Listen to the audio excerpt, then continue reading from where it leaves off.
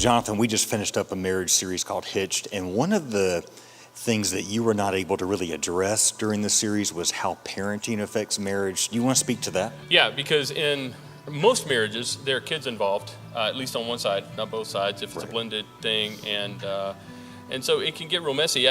Parenting is really rough on marriage, and it kind of depends on what stage of parenting you're in, and it changes through the years. Right. And like when your kids are really, really, really little, like you are kind of like the CEO, and what you say goes, or that's the way it's supposed to work anyway. That's a fun stage, right? You just tell them what to do. Yeah, and they always do it, right? No, they don't. Yeah.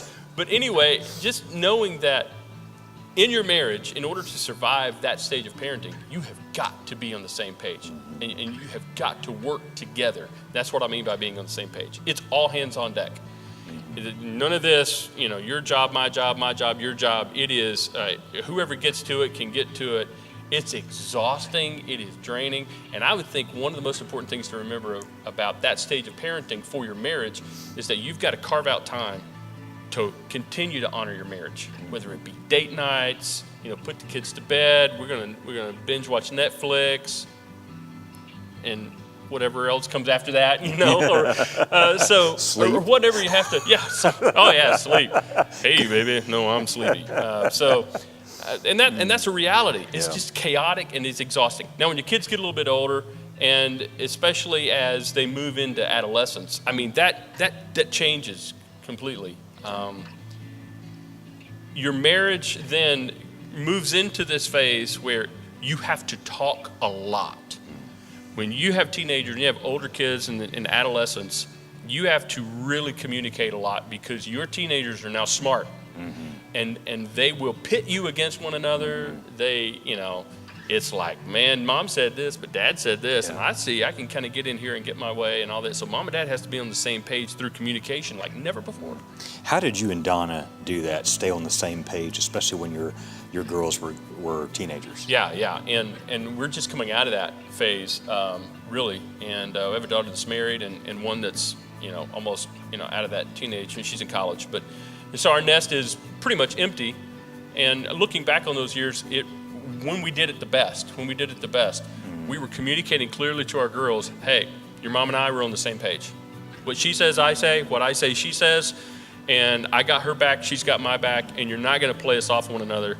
We're a team on this. Now, it doesn't mean we always agreed, and it might have been like in the moment, Donna had to support what I said, or I had to support what she said in front of our girls, and then we go back in the back bedroom, and I'm going, what the crap was that? Yeah. What were you thinking? Or Right. She's like, what was that? You Right. totally threw me on the Right. bus, or whatever. And so that's great. We can work all that stuff out behind the scenes, but But in front of the girls, yeah, in front of the girls, we're a team. We're a united front, man. Yeah. And but that is so key. did y'all make that decision early, in your marriage when you said, all right, when we have kids, we need to be a united, or did that kind of evolve? Well, actually, we had an older couple in our lives, kind of a mentoring couple, who told us that was going to be important, and so we kind of knew it, but only after we kind of learned by not doing it, and kind of seeing how smart our girls were and how they kind of played us off each other. It's just all teenagers will test the boundaries. Right. When we really had to hone in on saying, no, we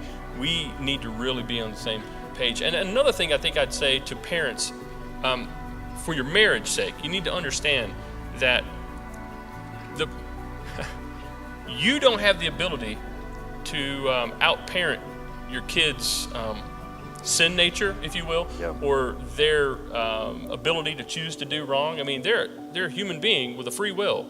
And so that can be really hard on your marriage when you're thinking, if we do it right, then our kids will turn out right. And there's a lot of truth to that, but there's also a lot of exceptions to that. So knowing that, the behavior of my kids, this is big, the behavior of my kids do not necessarily determine the effectiveness of our parenting. So you can't look at a kid and go, oh, they turned out, man, that's a troubled kid. Their parents must have really sucked. Yeah. You can't say that.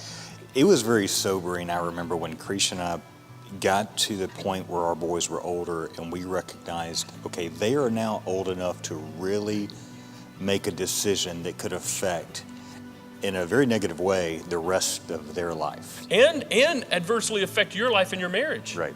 I mean, that's a dangerous place when your child is old enough to make their own decisions with consequences, but yet they're not mature enough to deal with the consequences of those unwise choices. And I think going into adolescence and that stage of parenting, that's huge. And then for your marriage, understanding it's going to change again when your kids become adults. And again, I'm just now getting into that. You're just now getting into that. And I'm realizing just how emotional it can be, the letting go and the finding that new rhythm in that new space. Being gracious with your kids as they're learning how to be adults and learning what parenting looks like. You're now a coach. Yeah. I'm just kind of coaching you now. I'm not really calling the shots anymore. You are. So how have you and Donna found that new rhythm that you're referring to? Trial and error. I mean, trial and error. There's no perfect. There's no book. I mean, there's books out there. Don't get me wrong. There's books out there, but no one's going to say you do this and it'll all be fine. It really is. You have to know your kid, and it's this letting go. Let them try to be an adult, and knowing that they're going to lean on you, hopefully, for advice. But you can't save them from everything. You can't protect them from everything, and that really wears on your marriage. And then I don't know. It just depends on, I guess, who you are. For us, being followers of Jesus, it's a lot of prayer, That's good. and a lot of encouragement. And we feel like we're cheerleaders. Go guys, you can do it. You got it. You can do this kind of thing. And so I think that's really huge. But regardless of what stage of parenting you're in, I want to encourage people, and we have found it very helpful to get help. Find help. Get mentoring, get counseling, find an older couple that's been where you are and learn everything you can. And so, because parenting is hard on marriage. Yeah. And just knowing that and being prepared, we're on the same page, we're going to get through this together. Because it was you and her, right? Or you and him before the kids came along. Right. You want to make sure you go through this in such a way that when the kids are out of the house, it's still the two of you, and you got something great to enjoy. Yeah, that's good.